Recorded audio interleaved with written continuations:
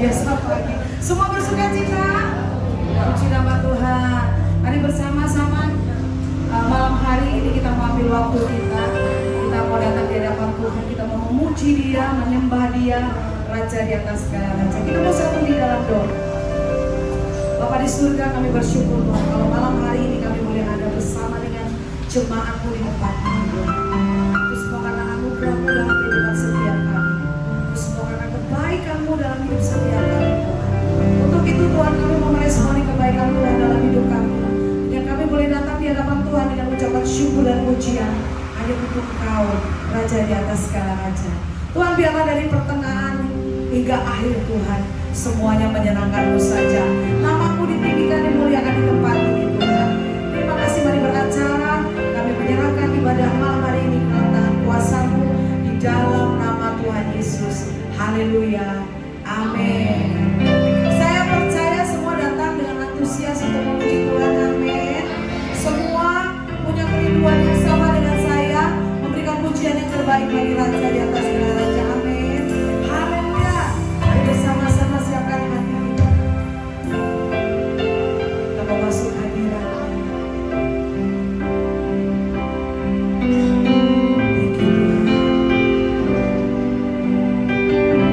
Saat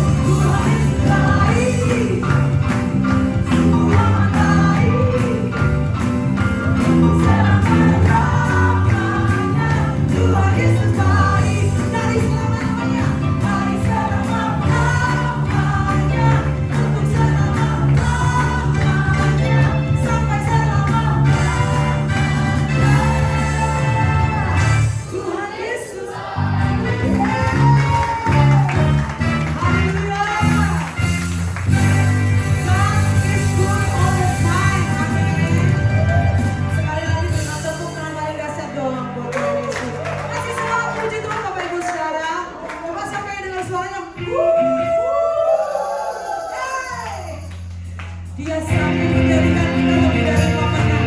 Dia dengan kuasa yang terbaik dari kita semua. Hai!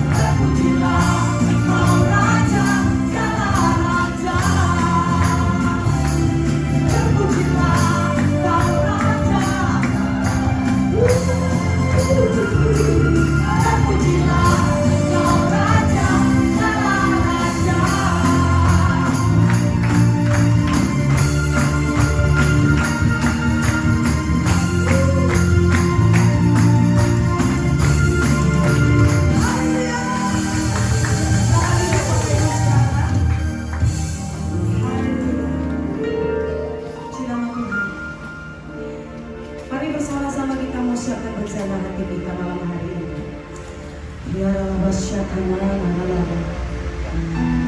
Tuhan, kami mau berjalan dengan Engkau di sepanjang hidup kami. Kami percaya Tuhan, dalam lembah kekelaman sekalipun Kau ada bersama-sama dengan setiap kami. Thank you Tuhan.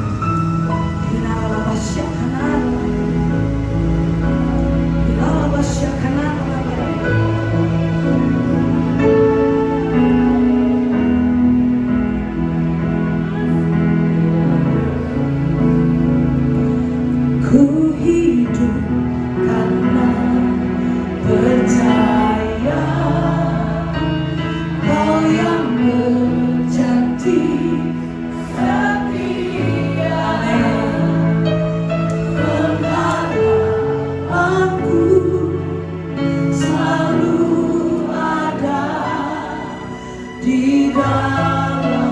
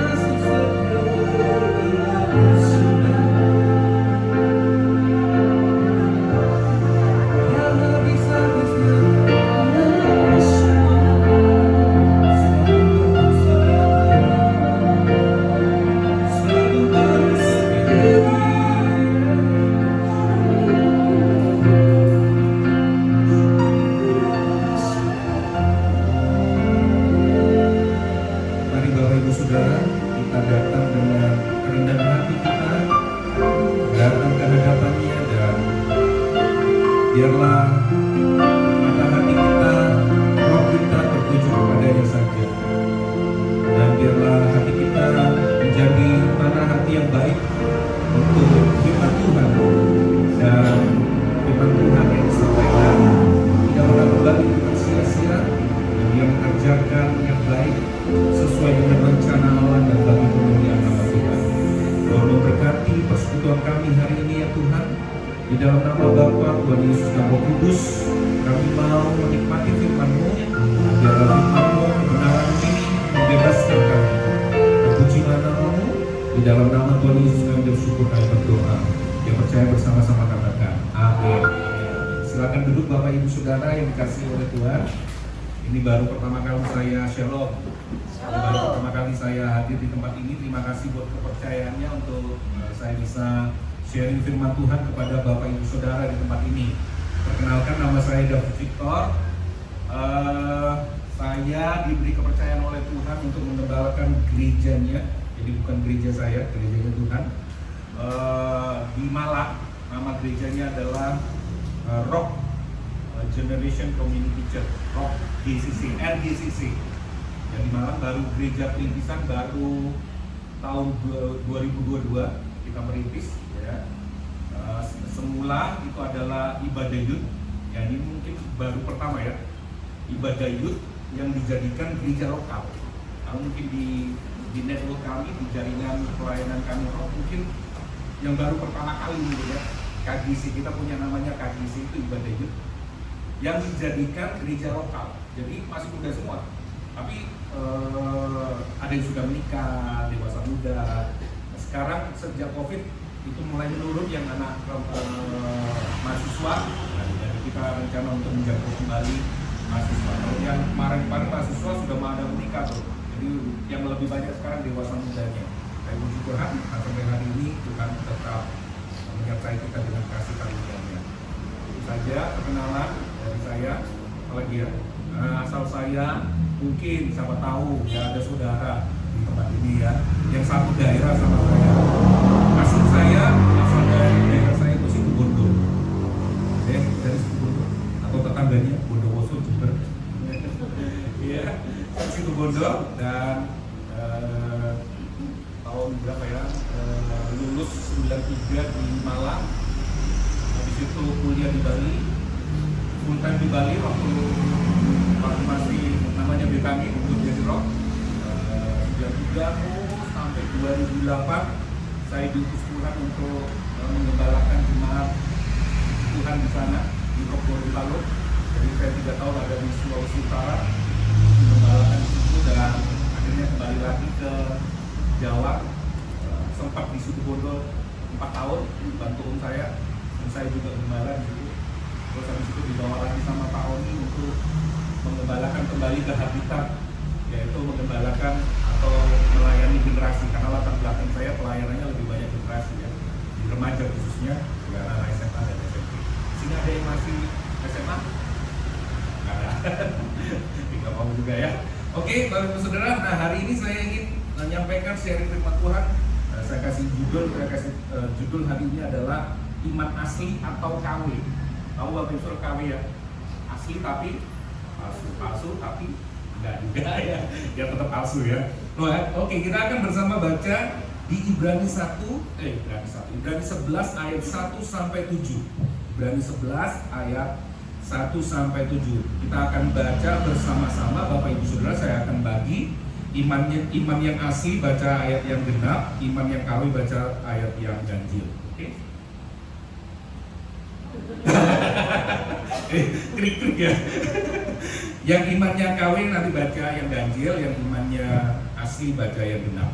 Oke, 1, 2, 3. Iman adalah dasar dari segala sesuatu yang kita harapkan dan bukti dari segala sesuatu yang tidak dilihat. Sebab dengan imanlah telah diberikan kesaksian bahwa Allah berkenan kepada para pendahulu kita.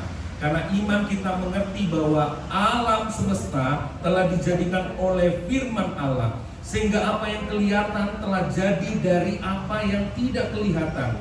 Karena iman, Habel telah mempersembahkan kepada Allah kurban yang lebih baik daripada kurban Kain.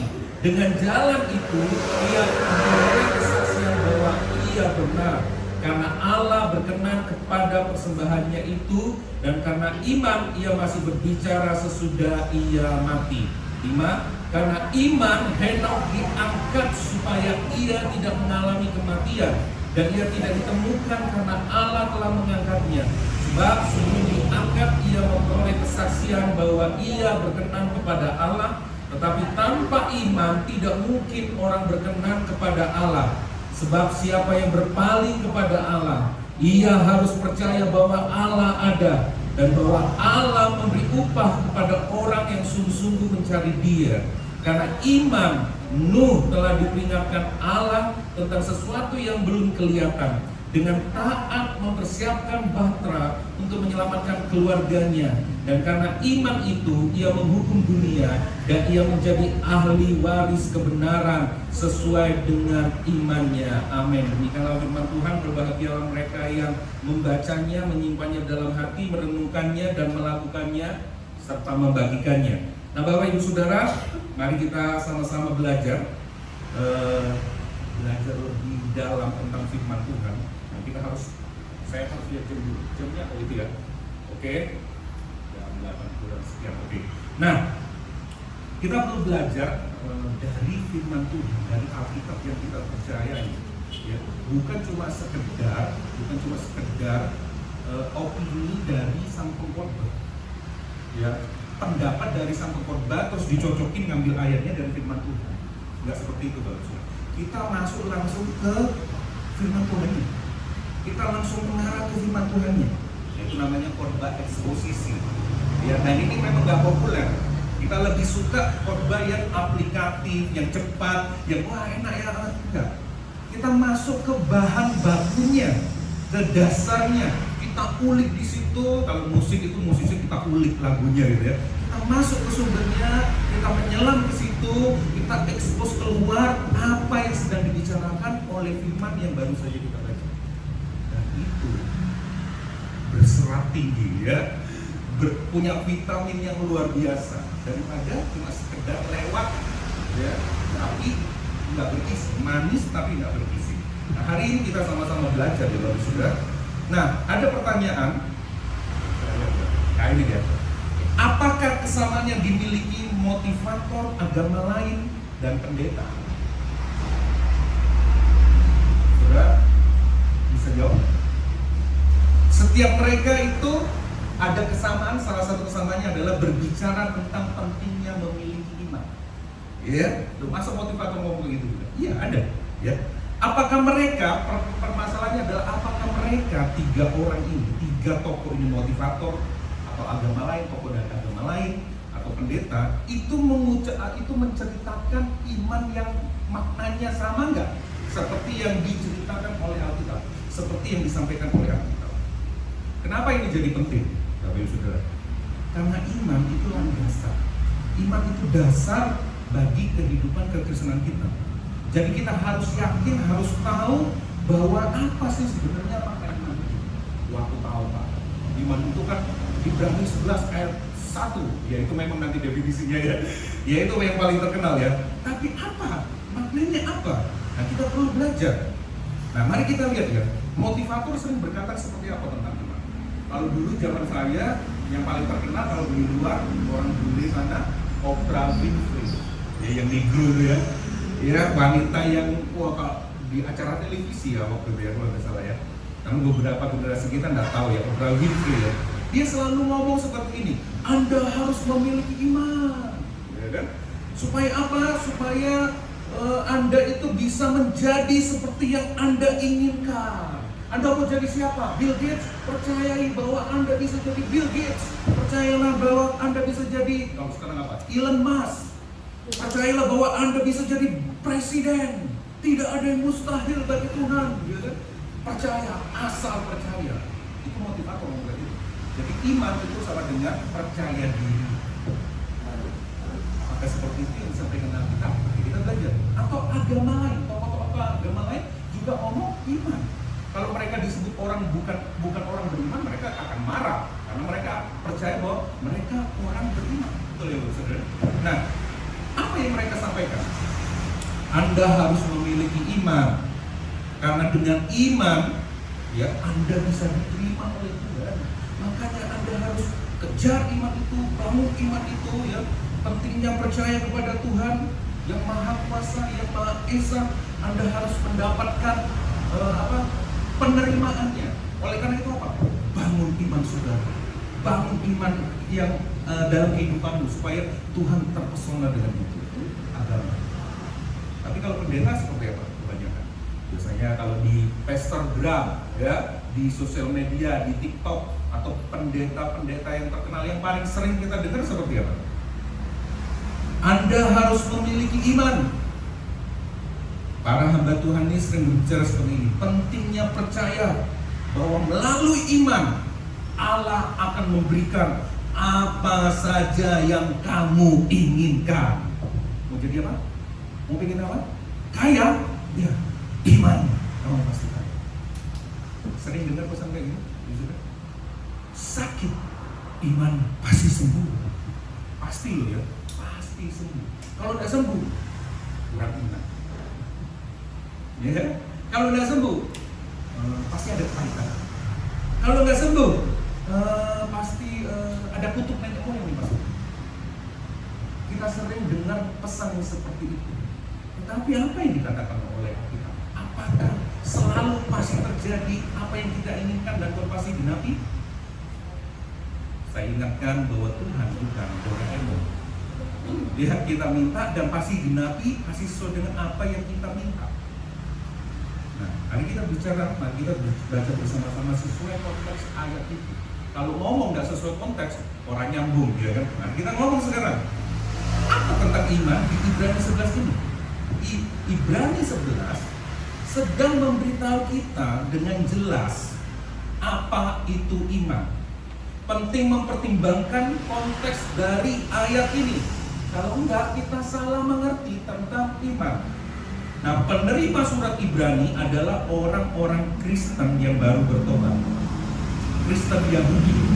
Nah, mereka berjuang mengalami penganiayaan, baik dari kaumnya sendiri, kaum Yahudi, ataupun dari pemerintah pada zaman itu, pemerintah Romawi. Ya, mereka dijajah. Jadi ada dua musuh yang menganiaya mereka, Romawi dan bangsanya sendiri. Yaitu dalam hal ini adalah orang-orang ahli Taurat, Farisi ahli Taurat. Mereka mengalami penganiayaan, mereka ditolak, mereka diasingkan, dikucilkan oleh sekitar mereka, oleh orang-orang yang ada di sekitar mereka. Dan mereka mulai berpikir, ini di Ibrani, konteksnya Ibrani, mereka mulai berpikir untuk mengundurkan diri dari pengiringan mereka kepada iman yang sejati, yaitu mengikuti Yesus. Mereka ingin mengundurkan diri. Jadi kalau Bapak Ibu Saudara baca di ayat sebelum pasal 11, itu dikatakan Ibrani 10 ayat 36-38. Dikatakan itu ya. Sebab kamu memerlukan ketekunan. Ayo, jangan putus asa, supaya sesudah kamu melakukan kehendak Allah, kamu memperoleh apa yang dijanjikan itu, yaitu keselamatan yang kekal. 37, sebab sedikit, bahkan sangat sedikit waktu lagi, dan Ia, Yesus yang akan datang, akan tiba dan tidak akan menangguhkan kedatangannya. Tetapi orangku, Tuhan punya besar, yang benar akan hidup oleh iman, dan apabila ia mengundurkan diri, maka aku tidak berkenan kepadanya. Jadi rupanya mereka ini ingin mengundurkan diri karena tekanan-tekanan yang ada di sekeliling mereka. Bapak Ibu Saudara di tempat ini mengalami tekanan jadi orang Kristen? Belum ya. Ada di beberapa daerah, tapi di beberapa tempat masih bisa bikin kayak gini kan? Belum. Tapi mereka sulit, mereka ingin mengundurkan diri. Itu konteks iman Ibrani 11 pasal 11 seluruhnya nanti. Tapi kita ngambil satu-satu dulu karena nggak cukup waktunya kan. Itu konteksnya. Jadi apa tujuan iman dari konteks Ibrani 11 ini? Konteksnya adalah seperti ini. Bukan untuk mereka menjadi percaya diri atau supaya mereka dapat apa saja yang mereka doakan dan Tuhan jawab doa mereka, bukan. Jadi jelas konteksnya adalah untuk mereka terus setia, bertekun, mendekat kepada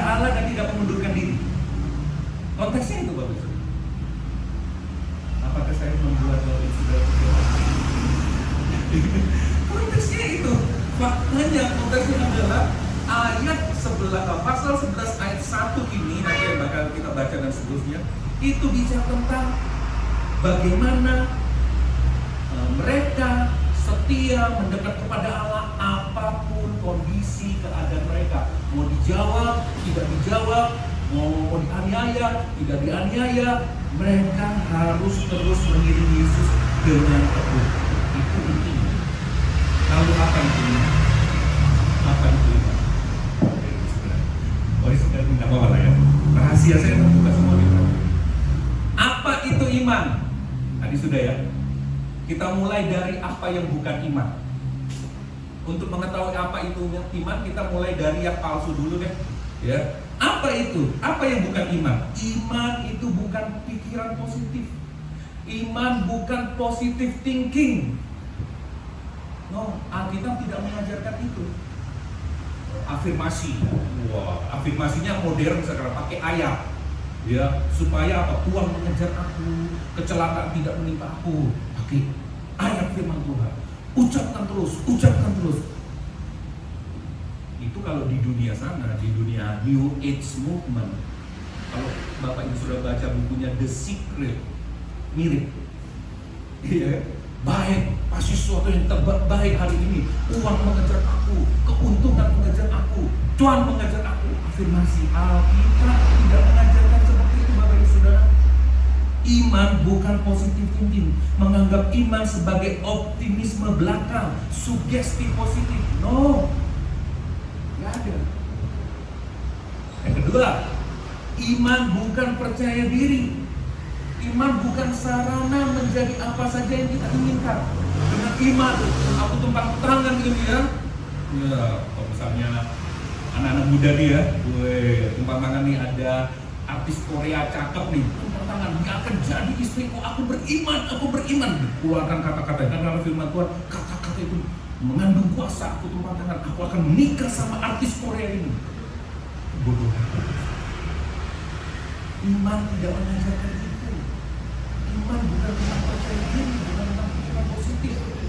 Ya, aku percaya pada potensi itu, bahkan potensi itu ini akan menjadi sesuatu yang ini dan sebagainya. Itu iman yang sejati. Atau iman itu bukan kekuatan untuk mendapatkan sarana untuk mendapatkan berkat, kesembuhan, kesuksesan. Meskipun itu bisa terjadi, nah, saya ceritakan sedikit dari pasal 11 itu ada tokoh-tokoh iman. Ada dua kelompok orang nanti di situ, tapi saya simpul sedikit aja di situ ya. Iman bukan tentang mengharapkan sesuatu sesuai dengan keinginan kita. Tuhan baru disebut baik kalau Tuhan menjawab persis seperti apa yang kita mau. Kalau Tuhan tidak menjawab seperti yang kita mau, aku kecewa. Aku tidak mau beribadah. Aku tidak mau baca Alkitab. Kita labeling Tuhan baik itu karena Tuhan mampu menjawab apa yang kita butuhkan. Begitu itu belum ada, Tuhan jahat. Tuhan tidak menepati janji. Itu bukan iman yang sejati. Yang berikutnya adalah kepercayaan buta. Yowes percayai. Tidak boleh banyak tanya, percaya saja. Oh tapi gini, nggak boleh percaya dan nggak boleh banyak tanya. Percaya saja, itu kepercayaan yang buta. Itu juga bukan iman. Sebagai kepercayaan tanpa alasan, tanpa dasar, bahkan bertentangan dengan akal sehat. Iman tidak bertentangan dengan logika, Bapak Ibu Saudara. Iman itu melampaui logika, tapi tidak lebih rendah juga dari logika. Iman melampaui logika. Nah, makanya kadang-kadang kita ini mudah tertipu oleh mimbar ini karena kita nggak pakai logika kita. Kita cuma pakai perasaan aja. Oke.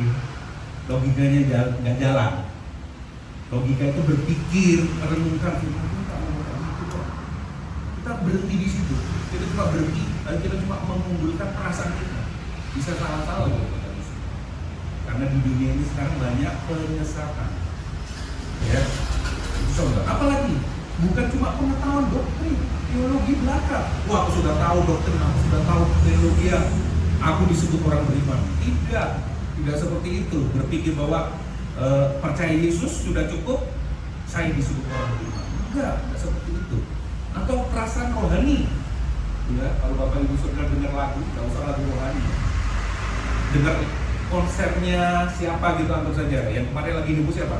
Konsernya Coldplay ya. Orang bisa nangis loh Saudara. Coldplay ya, yang lagi naik daun kemarin ada Coldplay. Terjadi perselingkuhan itu ya. Orang dengar musik di dunia sana itu bisa nangis, bisa rasa damai. Coba lihat yang musik-musik anak senja, adem, kayaknya damai. Apa itu di zaman Tuhan? Kan mirip-mirip. Iman tidak didasarkan perasaan. Oh, kalau aku nangis nih kayaknya Tuhan menjawab aku nih. Aku rasanya merinding-merinding nih. Wah, ini kayaknya aku diberi iman. Iman bukan itu, bukan perasaan rohani, bukan performa rohani juga. Berapapun yang Anda layani aktivitasnya, ya, itu tidak menunjukkan iman kita. Ya, apalagi dia main sering nih pengalaman supranatural. Itu imannya luar biasa. Kok tahu kamu imannya luar biasa? Kok tahu kamu imannya itu benar? Iya. Oh, nggak tahu, Pastor. Dia itu naik turun surga. Naik turun surga. Ini pasti imannya luar biasa. Kok bisa? Ya itu supranatural. Hal-hal yang seperti itu dijadikan dasar bahwa itu adalah iman yang benar. Please, kita lihat kembali ke firman Tuhan. Tersinggung. Ini baru sebagian dan masih banyak sudah bisa tambahkan ke sini. Apa tujuan Ibrani 11 ditulis? Saya ulangi. Dalam keyakinan jemaat Ibrani kepada janji Allah yang setia yang memungkinkan kita untuk tetap tekun dan tidak mundur. Apa tujuan kita? Kadang kita itu mempercayai janji Tuhan salah-salah.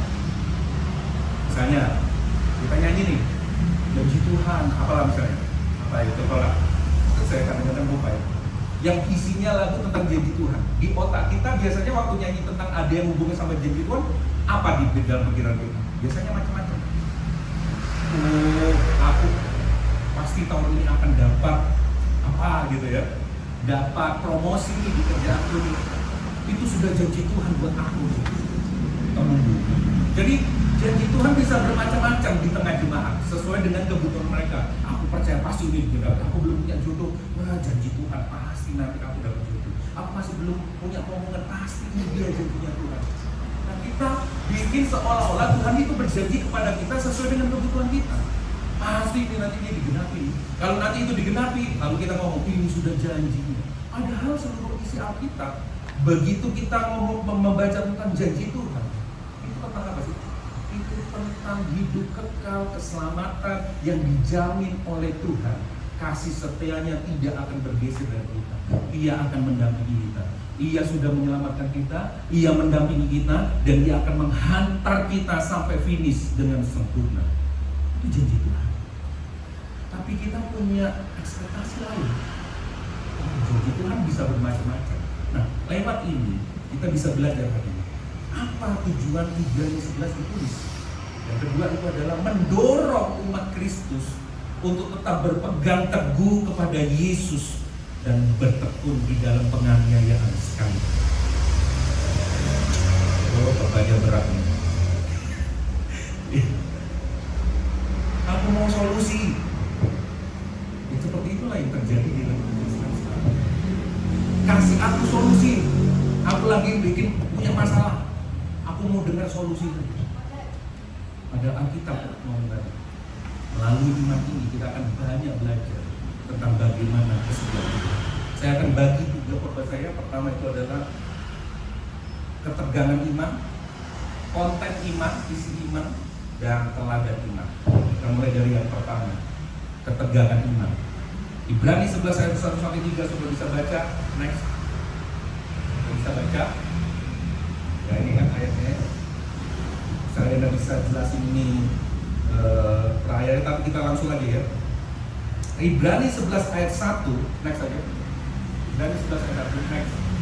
Ya. Oke. Nah di sini ya. Ibrani 11 ayat 1 adalah definisi iman yang paling kita kenal. Betul? Paling terkenal, paling legend. Pasti kita hafal. Tetapi perhatikan baik-baik. Ini sangat menarik. Kenapa bilang menarik? Di sini ada yang namanya tension.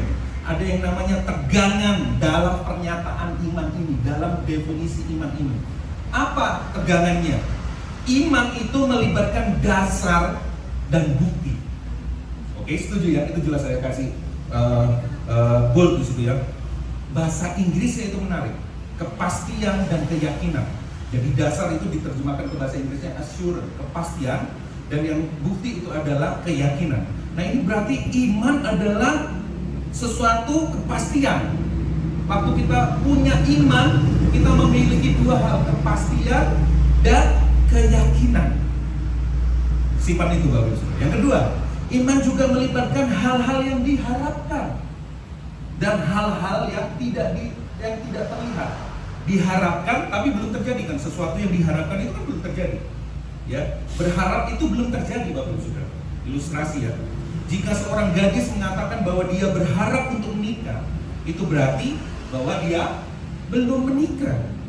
Jika dia sudah menikah, dia tidak perlu berharap untuk menikah karena sudah terjadi. Nah, harapan itu selalu melihat ke masa depan. Dan hal-hal yang tidak terlihat berarti bahwa hal tersebut tidak ada dalam pandangan kita. Ada di harapan kita di masa depan, tapi belum ada. Tidak terlihat, ya. Di satu sisi, ini tegangannya, iman berbicara tentang keyakinan saat ini. Tapi di sisi yang lain, iman melibatkan hal-hal yang belum terjadi dan tidak terlihat. Ini ya, dasar ini ya. Ini tegangannya di sini. Nah, di antara tegangan ini ada celah, ada gap. Next. Ada gap. Ya, ini dia. Ketegangan antara apa yang kita yakini dan apa yang kita alami menghasilkan celah, menghasilkan gap. Kita hidup di antaranya. Bapak, ibu, saudara mau kaya, miskin, tua, muda, melayani, belum melayani, ya kan, senior dalam pelayanan, junior dalam, tidak peduli Bapak, ibu, saudara itu apa, Bapak, ibu, saudara akan hidup di antara dua tegangan ini. Saudara percaya firman Tuhan ngomongnya ini, tapi kenyataannya kok belum ya? Kok nggak ada ya? Nah ini kadang-kadang buat kita tawar hati ya. Katanya hamba Tuhan itu bilang seperti ini, kok nggak terjadi ya? Kok malah sebaliknya ya? Saudara nggak bisa menghindari ini. Ya, ini tegangan. Pertanyaannya adalah bagaimana kita bisa yakin akan sesuatu yang belum terjadi? Atau hal-hal yang tidak bisa kita lihat? Gimana kita bisa meyakinkan diri kita? Jawabannya adalah iman. Kadang saudara bisa menjelaskan situasi yang terjadi. Wah, aku sudah melayani, sudah baik, sudah nabur, sudah habis-habisan buat Tuhan. Semua aku pakai tenaga, uang, dana, doa, perasaan. Tapi kok ya Tuhan tidak buat hidupku lancar ya? Pernah ngalamin kayak gitu? Kok orang itu yang baru bertobat, kok hidupnya langsung dibalikkan keadaannya? Nah, saudara mengalami hal seperti itu. Kayaknya ada kesenjangan. Disitulah pentingnya iman. Iman membuat nyata bagi kita hal-hal yang kita harapkan, tetapi belum menjadi bagian dari pengalaman kita. Iman memberi kita jaminan di dalam kita bahwa apa yang kita harapkan pasti terjadi. Nah, apa itu nanti kita dengerin. Iman mengisi celah, gap, kekosongan itu antara keyakinan dan pengalaman. Tetapi iman tidak pernah buta. Iman selalu berpikir, iman selalu merenungkan, iman selalu melihat situasi, dia selalu aktif, ya, tidak pasif dan sebagainya. Nah, mari kita lihat di Ibrani 11 ayat 3. 11 ayat 3. Iman tidak buta, tetapi iman berpegang teguh pada firman Allah. Kalau saudara mau tahu di mana datangnya iman, ya dari firman Allah. Tidak ada satupun dari antara kita yang pernah hadir ketika Tuhan menciptakan, kan? Ada di sini yang pernah hadir waktu Tuhan menciptakan langit bumi beserta isinya? Tidak ada. Tetapi kita tahu bahwa Allah menciptakan alam semesta dengan firman-Nya. Kok bisa tahu kita dari mana? Dari firman-Nya.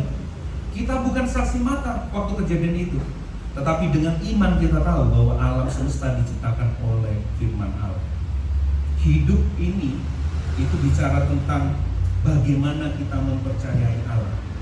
Dikatakan di situ kan, kita akan selalu mengalami tegangan dalam iman kita antara apa yang kita alami dan apa yang firman Tuhan katakan. Kasih contoh ya, contoh hal keselamatan. Firman Allah memberitahu kita bahwa kita diselamatkan oleh kasih karunia, bukan oleh perbuatan kita. Setuju Bapak Saudara? Betul ya? Melalui iman di dalam Yesus Kristus. Setuju. Kita diampuni dari semua dosa kita satu kali untuk selamanya, kata firman Tuhan, bukan kata saya.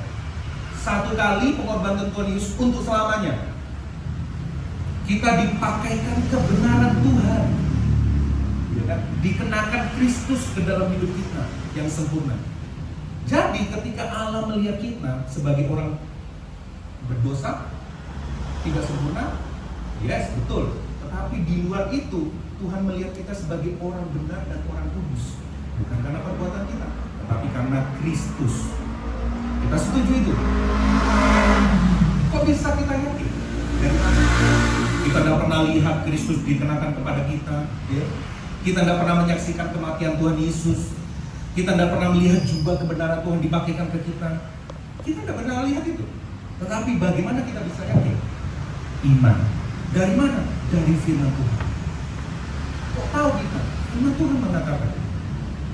Itu iman berdasarkan firman Tuhan. Tetapi faktanya, kenyataannya, ini kesenjangannya. Apakah kita setelah itu hidupnya selalu benar terus? Sempurna terus? Tidak pernah berbuat dosa? Enggak kan? Berbuat dosa, salah sehari-hari, bisa ngisul-ngisul, bisa ngomel-ngomel, bisa banyak hal. Ini kesenjangan kan? Ini tension kan? Ini ketegangan. Hari ini kita masih berjuang melawan dosa. Jadi ada ketegangan antara apa yang kita yakini dan apa yang kita alami. Tetapi kita tidak berjuang sendiri tanpa harapan. Ada harapan bahwa suatu saat nanti kita tidak akan bergumul lagi dengan dosa. Itu janji. Ya, dan itulah yang membuat kita punya pengharapan yang kekal. Nah, apa yang dilakukan oleh para pendahulu kita dicatat di situ di ayat 2, Itu membuktikan bahwa mereka bukan orang sempurna, tetapi yang membuat mereka sempurna adalah iman mereka. Dikatakan di situ apa? Karena iman kita mengerti bahwa ayat yang kedua. Nah, ini dia. Sebab dengan imanlah telah diberikan kesaksian bahwa Allah berkenan kepada para pendahulu kita. Siapa? Pahlawan-pahlawan iman yang ada nanti diceritakan di pasal 11 itu. Melalui imanlah orang-orang di dalam perjanjian lama menerima pujian dari Allah. Mereka berkenan di hadapan Allah bukan karena penampilan mereka, bukan karena performa mereka, bukan karena kinerja mereka, tetapi karena iman mereka kepada firman Allah. Mereka disebut berkenan karena iman, tapi iman mereka tidak kosong. Apa sih yang mereka percayai? Iman mereka memiliki dasar, bukan iman yang buta. Apa sih yang dipercayai oleh para pendahulu kita di perjanjian lama? Iman mereka memiliki isi, memiliki konten yang jelas. Dan ini membawa kita kepada poin yang kedua. Poin yang kedua adalah konten iman. Isi dari iman. Apa sih isi dari iman? Nah, penulis Ibrani mengatakan, ya, lanjut. Poin yang kedua. Ya, ini ya. Konten iman. Tanpa iman tidak mungkin orang berkenan kepada Allah, sebab siapa yang berpaling kepada Allah ia harus percaya bahwa Allah ada dan bahwa Allah memberi upah kepada orang-orang yang sungguh-sungguh mencari Dia. Nah, penulis Ibrani mengatakan bahwa tanpa iman tidak mungkin orang berkenan kepada Allah. Tidak dikatakan bahwa sulit berkenan kepada Allah. Nggak mau kayak gitu. Tanpa iman, nggak kayak gitu. Tetapi tidak mungkin untuk berkenan kepada Allah. Artinya nggak bisa memang. Bukan sulit, nggak bisa. Artinya tidak peduli seberapa hebat saudara, seberapa baiknya saudara, seberapa dermawannya saudara di kota Krian, tanpa iman apa yang kita lakukan sia-sia dan tidak berkenan kepada Tuhan. Apapun pelayanan saudara, tenaga yang saudara keluarkan, kalau itu saudara lakukan dengan iman, sia-sia. Ayat 6b ngomong kayak gini, ayat 6b. Inilah ayat 6b. Sebab siapa yang berpaling kepada Allah, ia harus percaya bahwa Allah ada dan bahwa Allah memberi upah kepada orang-orang yang sungguh-sungguh mencari Dia. Ini kita suka ayat ini pasti. Memberi upah, yes, ini dia bagian kita yang sekarang. Ya, tapi saya mau tunjukkan sesuatu yang radikal di ayat ini. Perhatikan baik-baik Bapak Saudara. Inilah yang membedakan iman Kristen dengan iman modern. Iman yang zaman sekarang ini. Iman modern memberitahu kita untuk percaya kepada diri kita sendiri. Tadi saya sudah sampaikan. Tetapi iman kekristenan, iman kerajaan Allah memberitahu kita untuk berpaling dari diri sendiri dan mulai melihat kepada Allah. Ya. Lihat kepada Allah. Konten iman kita bukan tentang diri kita, tentang Allah dan firman-Nya. Artinya kita bukan tokoh utamanya. Allah lah yang menjadi tokoh utama dari petualangan iman kita. Yang memiliki objek yang benar, yaitu Allah. Dan setiap orang iman memiliki objek. Dan ini dia. Next. Nah ini saya mau tunjukin. Objek iman kita itu adalah Allah. Kualitas iman tidak ditentukan oleh kekuatan subjek iman, tetapi objek iman. Kita ini subjek iman. Objek imannya Allah kan katanya. Kekuatan kita tidak tergantung iman kita, kekuatan iman kita tidak tergantung dari orangnya, dari subjek imannya, tetapi seberapa kuat objek imannya. Coba pahami dulu. Saya kasih ilustrasi. Bayangkan. Tapi surat ini sudah pakai AI, ya asik juga ya ini. Bayangkan kita jatuh di tebing gunung yang curam. Ketika jatuh, tepat ada ranting yang seperti itu, terus kita berpegangan di situ. Berarti kalau menampung tubuh kita cukup kuat nih berarti rantingnya ya. Ya, ranting itu adalah satu-satunya harapan kita di tempat yang lain tebingnya nggak ada. Ini cuma itu di tempat itu dan saudara pas jatuhnya di situ. Dan ranting itu cukup kuat untuk menopang berat badan kita. Coba perhatikan baik-baik ilustrasi ini. Jika ada dua kelompok orang yang waktu jatuh, ya, yang satu itu sudah kelihatan, wah aku jatuh ke ranting itu ya. Yang satu, kuat enggak ya, kuat enggak ya. Tapi dia tetap akhirnya nyamber ranting itu. Ternyata kuat. Wah, selamat sementara. Atau kelompok yang kedua waktu dia jatuh, wah, terus dia lihat itu. Dia memperhatikan dengan logikanya dari jauh, dia memperhatikan kayaknya kuat, pasti ampun nanti enggak bakal jatuh. Dia akhirnya juga nyamber ranting itu dan akhirnya dia juga terkolong juga. Perhatikan saudara. Apakah yang membuat iman itu kuat? Rantingnya atau orangnya? Tadi kan ada dua orang yang nggak percaya sama yang percaya. Sama-sama selamat nggak? Karena ranting ini sama-sama selamat. Jadi yang satu ragu-ragu tetap selamat ketika dia pegang ranting itu. Yang tadi percaya diri, oh pasti selamat gua pegang ranting itu, dia juga selamat. Jadi yang menentukan iman kita bukan besar kecilnya iman kita, tetapi kekuatan objek iman kita itulah yang membuat kita kuat. Kasih contoh lain lagi, naik pesawat. Yang satu belum pernah naik pesawat, yang satu sudah sering naik pesawat. Yang belum pernah naik pesawat, berarti aku udah pernah naik pesawat, nanti kalau jatuh gimana? Pernah, aku sudah ribuan kali naik pesawat. Begitu dia naik pesawat, gak bisa tidur, mabuk, mau muntah dan sebagainya. Saya coba tanya kepada Bapak Saudara, kira-kira yang sampai nanti di tempat tujuan yang mana? Yang imannya kurang atau yang imannya yakin? Dua-duanya sampai. Betul? Karena apa? Karena bukan subjek imannya, tetapi objek imannya. Siapa objek imannya? Ya Pak Supir.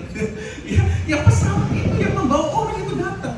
Nah kali ini kalau saudara merasa aku aku imannya belum seperti ini. Ini waktu yang terbaik untuk saudara belajar bahwa objek imanlah yang menampung, yang memegang tangan saudara sehingga saudara dapat pernah jadi. Yang pertama disebut, Anda harus percaya bahwa Allah itu ada. Disebutkan? Lanjut. Objeknya kan Allah. Ayat tadi kan mau percaya bahwa Allah itu ada. Apa artinya? Di perjanjian lama Allah memperkenalkan diri sebagai aku adalah aku. Kenapa kok kita harus belajar teologi? Supaya kita memperkaya pujian penyembahan kita kepada Tuhan.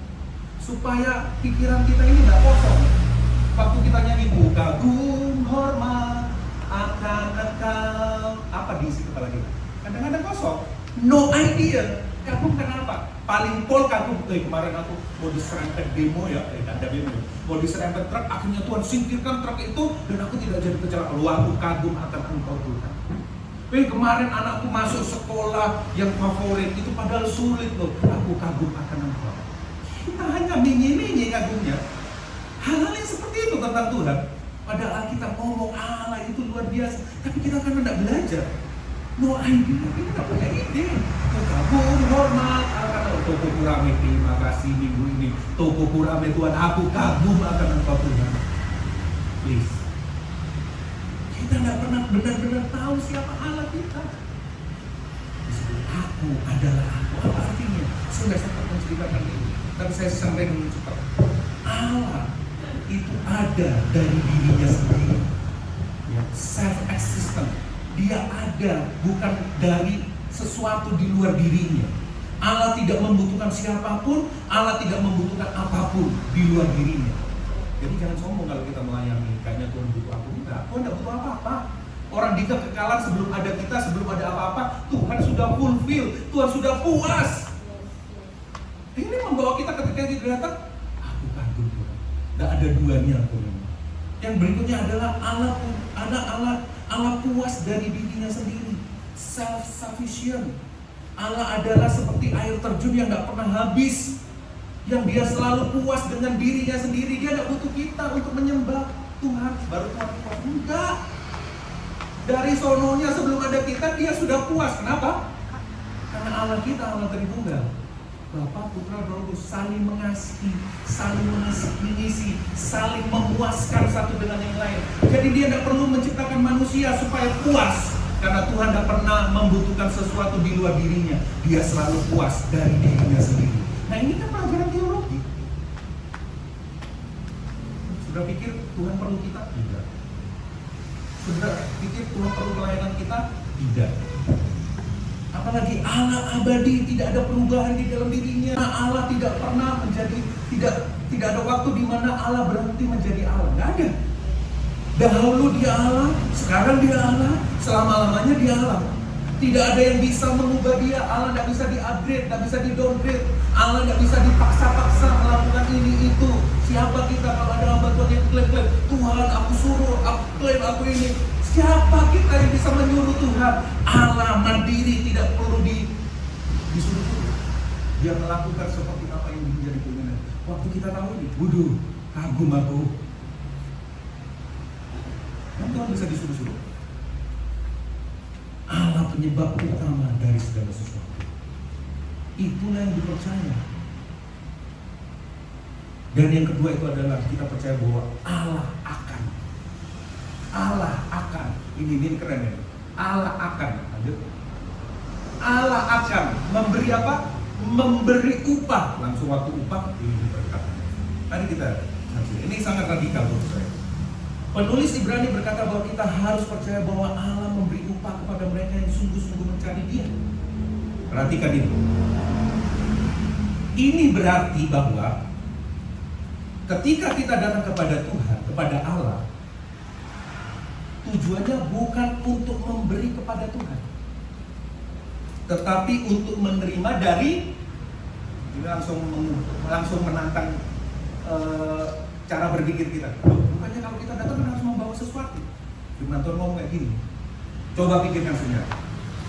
Jika Allah ada dan Dia adalah pencipta segalanya seperti yang tadi saya sampaikan, Apa yang membuat kita yakin, apa yang membuat kita berpikir bahwa ada sesuatu dalam hidup kita yang bisa kita persembahkan kepada Tuhan?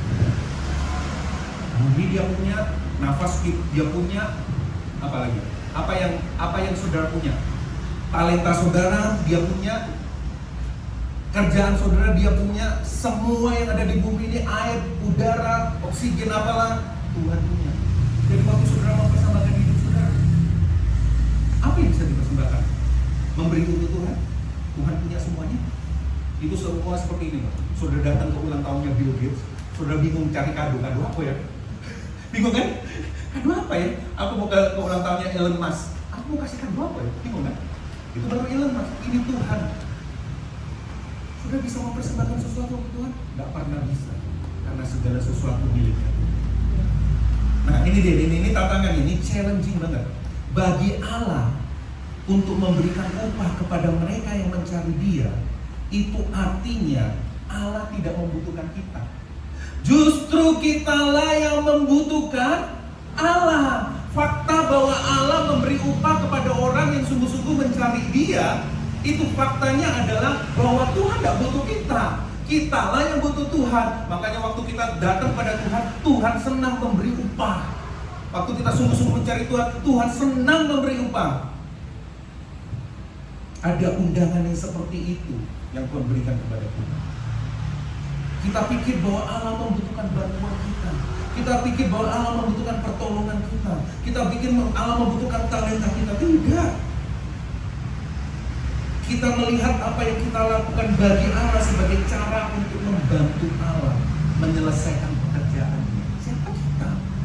Lalu gimana dong, Pastor? Aku bingung ini. Lalu gimana, Pastor? Allah tidak mencari mereka yang ingin membantu Dia. Dia tidak mencari itu.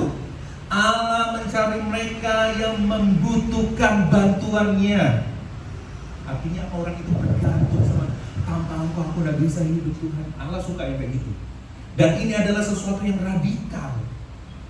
Setiap agama lain mengajarkan kayak gini imannya, bahwa kita harus melakukan sesuatu untuk membuat Allah tersenyum.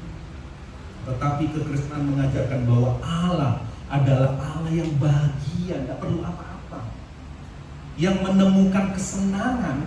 Allah menemukan kesenangan di dalam dirinya dalam hal memberi upah kepada mereka yang sungguh-sungguh mencari Dia. Jadi kalau Bapak Ibu sudah datang ibadah gitu, memberi atau menerima? Menerima. Langsung rusak kita punya pandangan. Aku butuh Tuhan. Aku nggak bisa hidup tanpa Engkau. Bukan bahwa pada hidup. Wah, aku punya ini dulu. Aku miskin Tuhan. Aku, ya, ucapan bahagia kan, berbahagialah mereka miskin. Aku miskin, apa? Sampai blank. Miskin, apa lagi? Ya macam-macam. Nah, Allah dalam kekristenan tidak memiliki kebutuhan dan kita tidak perlu dilayani seharusnya secara logika. Tetapi Allah kekristenan suka memberi upah kepada mereka yang datang kepada Dia. Allah di dalam Alkitab sudah baca tadi, bukan Allah yang butuh bantuan, tetapi Allah yang suka membantu. Ada hamba Tuhan yang menjelaskan ini dengan baik, namanya John Piper. Dia ngomong kayak gini. John Piper menggambarkan bahwa Allah itu seperti sumber mata air di pegunungan. Ya. Bagaimana Anda memuliakan sumber mata air di pegunungan ini? Bagaimana cara saudara menghargai sumber mata air di pegunungan? Bukan dengan cara saudara ngirit supaya airnya nggak habis, atau saudara datang ke air pegunungan itu dan sambil bawa air terus nambahin air di pegunungan itu supaya airnya nggak habis. Itu tindakan bodoh, bagus. Kenapa? Karena mata air itu selalu ada airnya terus mengalir dari dalam dirinya sendiri. Kita tidak perlu menjaganya supaya air itu tidak habis. Kita tidak perlu memberi air supaya air itu tidak habis. Bagaimana caranya kita memuliakan sumber mata air? Dengan berlutut dan minum sepuasnya, sepuas hati kita. Kita datang haus dan lapar, itu seharusnya seperti itu. Itu artinya kita datang berharap, ya, Allah dimuliakan. Next. Allah dimuliakan bukan karena kita memberi kepada Dia, bukan karena kita memberi kepada Dia, tetapi Allah dimuliakan karena kita menerima sesuatu dari Allah, dan itu kesukaan Allah. Ayo coba konsepnya ditantang nih sekarang. Hal apa yang bisa kita beri kepada Tuhan? Tidak ada sebenarnya, tidak ada. Dia punya semua. Tapi Allah mau kita puas dengan Dia. Allah memberi upah. Senang aja memberi upah bagi mereka yang sungguh-sungguh mencari Dia. Yang ketiga, saya selesai. Yang ketiga itu adalah Tuhan memberikan keteladanan iman. Ada 3 tokoh. Lanjut aja, 3 tokoh. Lanjut, 3 tokoh. Ini kan dijelasin pasal 7 juga ada tokohnya. Saya udah langsung pasal 7. Ini tokohnya. Tadi kan disebutkan Henok, ya. Pertama Habel, Henok, dan Nuh. Lanjut. Habel. Kenapa Allah menerima persembahan Habel dan menolak persembahan Kain? Kenapa? Banyak penafsir yang ngomong, oh karena Habel menggunakan darah. Kalau Kain tidak ada darahnya, dia cuma tumbuh-tumbuhan, sayur-sayuran, makanya tidak diterima. Lalu di sekolah minggu dulu tambahnya apa? Asapnya tidak lurus, belok-belok. Siapa sih ngajar dia? Terus ada lagi yang ngomong seperti itu, oh itu karena ini Kain itu memberikan bukan yang terbaik, tetapi si Habel memberikan yang terbaik dari hasilnya. Terus banyak hal, ya, teori-teorinya. Tetapi yang paling benar bukan dua-duanya itu. Tapi yang paling benar apa? Habel melakukan itu karena apa? Karena iman. Dia mempersembahkan kepada Allah karena iman. Lanjut. Ini bukan tentang apa yang dikorbankan, tetapi bagaimana korban itu dipersembahkan. Kalau saudara mempersembahkan sesuatu kepada Tuhan, ya kan? Tanpa iman, tanpa konteks yang benar tadi. Loh ini Pak, tapi kan kontradiksi dengan yang tadi, katanya tidak boleh mempersembahkan. Persembahan kita kepada Tuhan itu adalah ucapan syukur, ekspresi sukacita kita karena Tuhan telah memberi dulu kepada kita. Tetap aja Tuhan yang memberi dulu kepada kita. Jangan datang kepada Tuhan dengan tangan hampa. Lupa kan ada ayatnya itu, Pak? Iya benar. Kamu harus mengekspresikan ucapan syukurmu, sukacitamu itu karena Allah yang telah memberi kamu kehidupan terlebih dahulu. Karena Allah telah memberikan berkat yang sejati dalam hidup. Maka kamu datang dengan ucapan syukur itu. Jadi 2 ayat ini tidak berkontradiksi sebenarnya. Nah, dikatakan Habel mempersembahkan kepada Allah korban yang lebih baik daripada Kain, karena Habel mempersembahkannya dengan iman, bukan tentang apa, tetapi tentang hati. Habel percaya bahwa Allah ada dan Allah memberi upah kepada mereka yang mencari Dia. Itu konteks imannya Habel. Lanjut, yang kedua, Henok. Nah, ini keren. Kejadian 5:24, dan Henok hidup bergaul dengan Allah, lalu ia tidak ada lagi sebab ia telah diangkat oleh Allah. Wow, ini hal yang luar biasa. Penulis Ibrani memberitahu kita bahwa Henok tidak pernah mati. Henok tidak ditemukan karena Allah mengangkat dia. Lanjut. Apa ini maksudnya? Saya bisa jelasin dulu ya. Penulis Ibrani ia memberitahu kita bahwa karena iman kita dapat berjalan dengan Allah. Ungkapan berjalan dengan Allah digunakan dalam kitab Kejadian untuk menggambarkan hubungan yang nyata dan intim dengan Allah. Ini berarti bahwa iman adalah lebih dari sebuah pemahaman intelektual. Iman adalah hubungan pribadi dengan Allah. Dengan iman yang benar, kita bisa mempunyai hubungan yang benar dengan Allah. Bahkan kita bisa berjalan dekat. Kalau Allah berhenti, kita berhenti. Kalau Allah jalan, kita jalan. Ini hubungan sampai yang luar biasa lagi. Henok tidak mengalami kematian, dia di akhir. Ini memberitahu bahwa kita, isi iman kita, konten iman kita, bahwa kita punya kesempatan bisa punya hubungan yang lebih intim dengan Tuhan. Kita punya hubungan yang lebih berbeda. Kenapa kok kita kayaknya tidak mau berjalan dengan Tuhan? Karena kita kadang merasa malu dengan dosa-dosa kita dan kelemahan-kelemahan kita. Betul ya? Sungkan itu masa mau berjalan sama Tuhan. Padahal Tuhan menyediakan sesuatu yang baik. Ayo berjalan sama aku. Aku tahu kamu lemah, aku tahu kamu masih marah-marah, aku tahu kamu masih bohong toh. Tapi aku mau berjalan sama kamu. Ingat, para tokoh iman ini bukan orang sempurna, orang berdosa juga, tetapi mendapat kasih karunia dari Allah. Ya, yang ketiga saya tutup. Nuh. Apa yang bisa kita pelajari dari ini? Nuh. Nuh. Allah, mengapa Nuh mentaati Allah? Apakah karena dia tidak sejahat orang lain? Enggak. Apakah karena dia lebih benar? Tidak. Lanjut. Nuh mentaati Allah, tetapi yang memungkinkan Nuh untuk mentaati Allah adalah imannya. Sekali lagi iman ya. Pahlawan sesungguhnya dari daftar pahlawan iman yang dikatakan di Ibrani 11 itu adalah Allah sendiri. Allah adalah tokoh utamanya. Allah yang memungkinkan mereka untuk melakukan kehendak Allah dengan kekuatan Allah. Ketika mereka mendekat kepada Allah dengan iman, kita dimampukan untuk taat kepada Tuhan. Jadi bukan kita. Kalau kita tidak taat, datang. Berarti aku tidak mampu Tuhan. Dia akan memberikan kasih kamu. Ya. Yang terakhir, terus lanjut. Katakan di situ. Saya tujuannya. Habel mati dan dengan kematiannya dia masih berbicara kepada kita bahwa Allah hanya menerima korban yang dipersembahkan karena iman. Tetapi di gunung Golgota ada yang jauh lebih besar dari Hebat. Siapa itu? Tuhan Yesus mati dengan kematiannya. Dia berbicara kepada kita bahwa dia telah mempersembahkan korban yang sempurna satu kali untuk selamanya.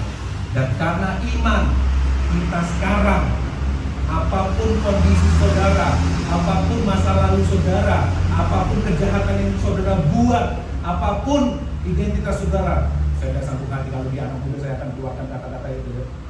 Apapun, mungkin engkau pembunuh, mungkin engkau pemerkosa, mungkin engkau, selama engkau datang ke Tuhan, dia telah menyelesaikan dia menjadi korban yang sempurna. Yang kedua,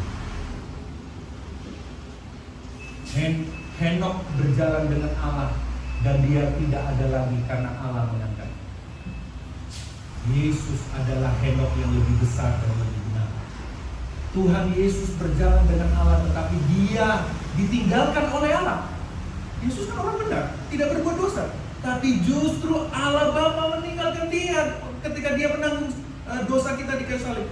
Eloi Eloi lama sabachthani, mengapa kau meninggalkan aku ya anakku? Supaya apa? Di kayu salib karena dosa-dosa kita, supaya apa? Supaya karena iman kita dapat memiliki kepastian bahwa Allah akan berjalan dengan kita selama-lamanya.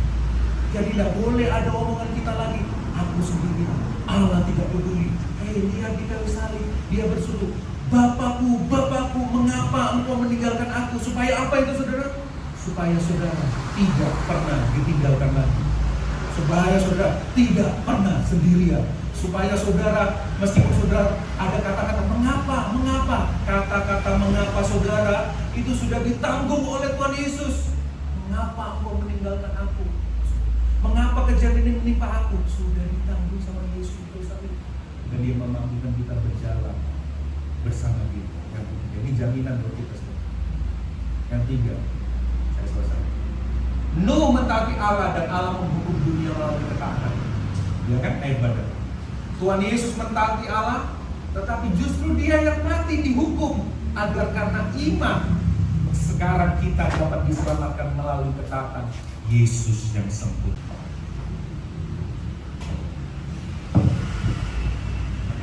Kita baru sudah.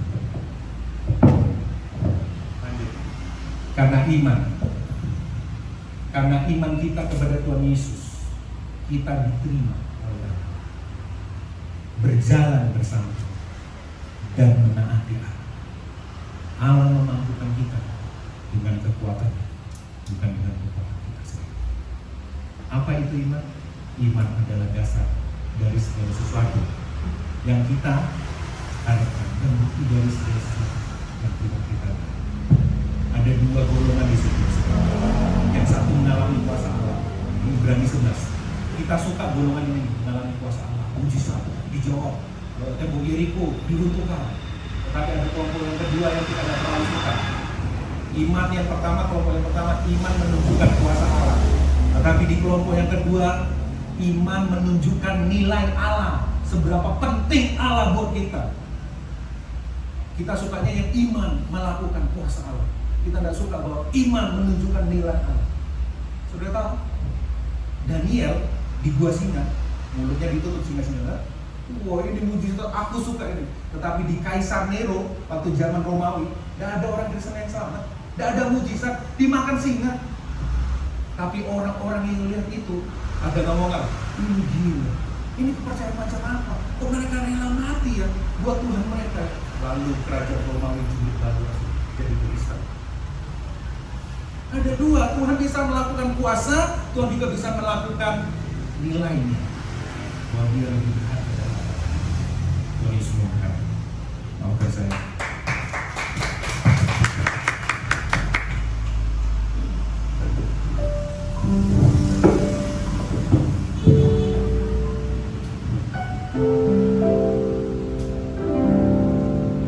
Nama Tuhan. Bapak Ibu Saudara diberkati dengan firman yang sudah disampaikan. Berikan tepuk tangan yang terbaik bagi Raja. Puji nama Tuhan. Tiba bagi kita semua malam hari ini kita diberi kesempatan untuk menabur. Kita mau satu di dalam doa. Bapa di surga, terima kasih Tuhan untuk kebenaran firman Tuhan yang sudah kami dengar malam hari ini Tuhan. Kami percaya Tuhan, kami tidak hanya mendengar Tuhan kami, tapi kami mau melakukannya dalam hidup kami dari lepas hari. Memberkati bagi hamba-Mu yang sudah menyampaikan kebenaran firman Tuhan. Berikan kesehatan, kekuatan, tambahkan hikmat, marifat dimanapun beliau berada di dalam pelayanan. Banyak jiwa-jiwa dimenangkan dan nama Tuhan dimuliakan. Terima kasih Tuhan. Dan sebentar lagi Tuhan, kami diberi kesempatan untuk menabur.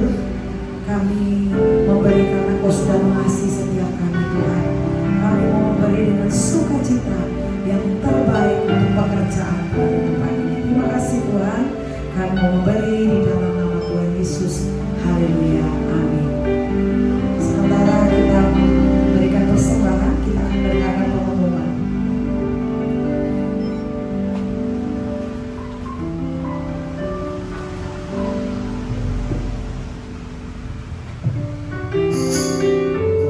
Puji Tuhan, Shalom.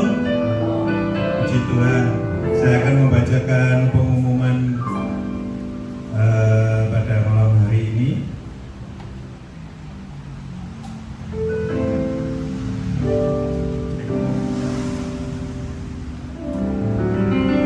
Kepada Pastor David Victor atas pelayan firman Tuhan yang sudah disampaikan di tempat ini. PJ Kairos pada bulan Agustus akan diadakan pada tanggal 27 Agustus dan akan dilayani oleh Bapak Pendeta Anton Darmawan. Saya mengundang kembali untuk Bapak Ibu untuk mengajak saudara maupun teman-temannya maupun tetangganya untuk hadir ke tempat ini untuk menikmati akan hadirat Tuhan pada tanggal 27 Agustus nantinya. Saya juga mengucapkan selamat datang untuk jemaat yang baru bergabung di tempat ini. Mungkin ada? Tidak ada ya. Puji Tuhan. Bagi jemaat yang membutuhkan doa maupun informasi tentang PDK. Saya tidak putus asa saudara, saya yakin kalau Tuhan sudah berjanji, Tuhan sudah menjamin hidup kita bahwa ya dan amin janji Tuhan. Dan saya ikut kedua di sekolah lain, ternyata waktu itu saya kalah lagi. Nilai saya tinggi, sudah 653, tetapi saya kalah dengan yang anak muda-muda yang punya sertifikat pendidik, nilainya plus 500 tambah.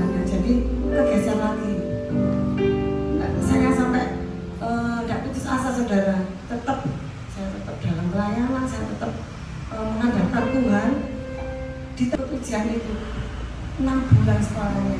Dan saya, Tuhan, kalau kemarin Tuhan sudah loloskan saya yakin dan percaya Tuhan pasti ini juga mendampingi saya. Tuhan pasti bersama-sama saya. Saya saudara, ujian dan kemarin Desember itu pengumumannya puji nama Tuhan, saya lolos ke sertifikasi guru dan semua kemuliaan karena Tuhan. Haleluya. Tetap andalkan Tuhan dan yakin dan percaya Tuhan ada. Puji nama Tuhan. Seperti yang dikatakan Pastor tadi ya, Tuhan kalau mau ngasih berkat itu nggak lihat-lihat siapa kita, karena Dia punya semuanya. Jadi siapa saja bisa dikasih berkat sama Tuhan. Amin. Oke, dipersilakan tadi ibu-ibu yang berulang tahun.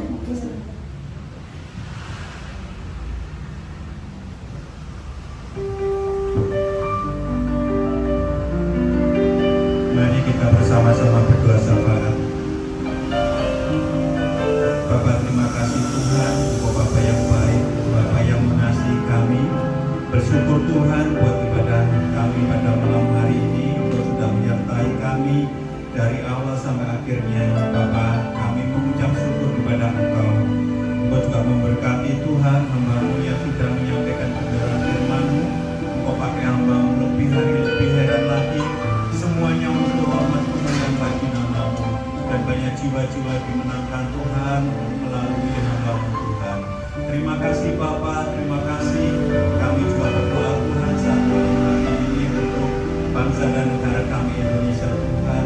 Memberkati Bapak Presiden, Wakil Presiden, para menteri, sampai di pejabat di tingkat daerah Tuhan. Engkau memberkati mereka semua Tuhan. Engkau berikan roh takut akan Engkau Tuhan, sehingga mereka dapat memimpin bangsa negara kami ini, daerah kami Tuhan, dengan penuh rasa takut akan Engkau Tuhan. Terima kasih Bapak, terima kasih. Kami juga berdoa Tuhan untuk kota Krian Tuhan, lingkungan di mana kami berada. Tuhan menyertai, memberkati lingkungan kami. Tuhan memberkati pemerintahan yang di tempat di mana kami tinggal Tuhan. Kau memberkati semua Bapak. Terima kasih Tuhan Yesus, terima kasih, bersyukur kalau kami masih boleh beribadah, diberikan kesempatan untuk beribadah kepada Engkau Tuhan. Biarlah Tuhan, semuanya Tuhan, kami pakai Tuhan untuk kemuliaan bagi nama-Mu Tuhan.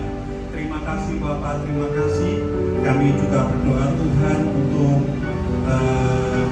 jemaat-jemaat PD Kairos yang ada Tuhan. Kau memberkati Tuhan setiap pergumulan apapun Tuhan yang kami hadapi Tuhan. Kau membuka jalan apapun Tuhan. Kalau kami mengalami juga kelemahan tubuh Tuhan, biarlah Kau sendiri yang memulihkan, memberikan kekuatan senantiasa Bapa. Terima kasih Tuhan, kami serahkan semua dalam tangan-Mu Tuhan. Biarlah Tuhan PD Kairos ini Tuhan, banyak jiwa-jiwa Tuhan dimenangkan oleh Engkau juga Tuhan, sehingga kami dapat bertumbuh bersama Tuhan, semuanya untuk hormat kemuliaan bagi nama-Mu Bapa. Terima kasih Bapa, terima kasih Tuhan. Terpujilah nama-Mu Tuhan, terpujilah nama-Mu. Dalam nama Tuhan Yesus kami sudah berdoa. Haleluya.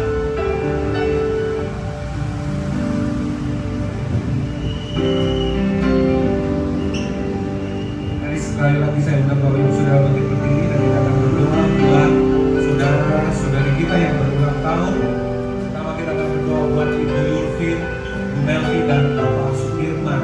Mari kita mengarahkan tangan kita kepada beliau ini. Kami berdoa di dalam nama Tuhan Yesus. Terima kasih buat apa yang Kau sudah kerjakan dalam kehidupan mereka Tuhan. Kami percaya Tuhan baik, bahwasanya kasih setia-Mu untuk selama-lamanya. Sebab itu kami percaya kalau Kau memberikan kepercayaan lagi kepada Mas Sudirman, kepada Ibu Yulvin, kepada Ibu Melki. Kami percaya kepercayaan itu adalah misi yang harus mereka kerjakan untuk membawa kemuliaan bagi nama Tuhan. Melalui apa saja yang Kau sudah berikan dalam kehidupan mereka, melalui talenta apa saja yang Kau sudah percayakan dalam kehidupan mereka, biarlah nama Tuhan dipermuliakan dalam kehidupan mereka Tuhan. Biarlah mereka semakin berkurang, Kristus semakin bertambah-tambah. Dan ketika Kristus bertambah-tambah, semakin ditinggikan, banyak orang akan datang, banyak orang ditarik datang kepada Tuhan Yesus Kristus. Dan biarlah Bapak Sudirman, Ibu Melki semakin mengerti, baru dan dalamnya kasih Kristus dalam kehidupan mereka Tuhan, di dalam nama Tuhan Yesus, sehingga mereka bisa melihat Engkau semakin terang, Engkau semakin bersinar, Engkau semakin mulia, dan mereka menjadi pudar karena kemuliaan Tuhan. Terima kasih Bapa di surga yang memberkati apa yang menjadi pergumulan mereka. Biarlah mereka bergumul dengan tekun, biarlah mereka bergumul dengan sungguh-sungguh dengan iman Yesus Kristus yang sempurna yang sudah diberikan di dalam hidup mereka, yang lebih besar dari Henok, yang lebih besar dari Nuh, yang lebih besar dari iman Habel, yaitu iman Yesus Kristus yang sudah ada di mereka, sehingga mereka bisa berjalan bersama dengan Tuhan, mempersembahkan untuk Tuhan, dan mereka bisa Tuhan taat kepada Tuhan sesuai dengan kemampuan yang Kau berikan melalui Roh Kudus. Di dalam nama Bapa, Tuhan Yesus dan Roh Kudus berkat ini tercurah. Dan akhirnya jemaat Tuhan, angkat tanganmu dan terimalah berkat Tuhan ini, berkat firman Tuhan yang Kau telah dengar, bukan untuk Kau simpan sendiri, tetapi untuk Engkau ceritakan kepada orang lain, kepada orang yang tidak memiliki iman, kepada orang-orang yang memiliki iman yang keliru, iman yang salah, iman yang KW. Biarlah Engkau menceritakan kepada sekelilingmu, ini dia iman yang sejati, karena aku sudah melihatnya, karena aku sudah merasakannya, karena aku sudah mengalaminya. Ceritakan itu kepada sekeliling kota ini, biar itu menjadi kesaksian, menjadi pembawa kemuliaan bagi nama Tuhan. Berkati Engkau di tempatmu, di keluargamu, di pergaulanmu, hubunganmu, relasimu dengan sesamamu. Berkati Engkau di dalam nama Tuhan Yesus. Berkat ini tercurah mulai hari ini sampai Tuhan Yesus datang kembali di langit yang baru, memerintah bersama kita semua yang percaya bersama katakan amin, amin, amin. Tuhan Yesus berkati. Sebab Kau besar, perbuatanmu ajaib, tiada seperti Engkau, tiada seperti Engkau. Sebab Kau besar, perbuatanmu ajaib, tiada seperti Engkau, tiada seperti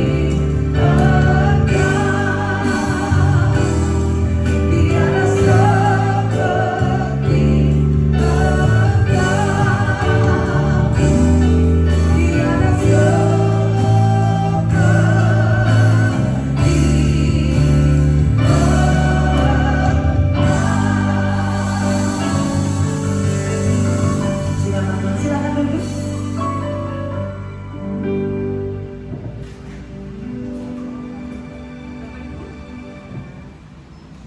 Oke, di akhir ibadah kita, mari sama-sama kita akan berfoto bersama. Mari bantu saya untuk klik up kursinya. Kita akan di tengah, kita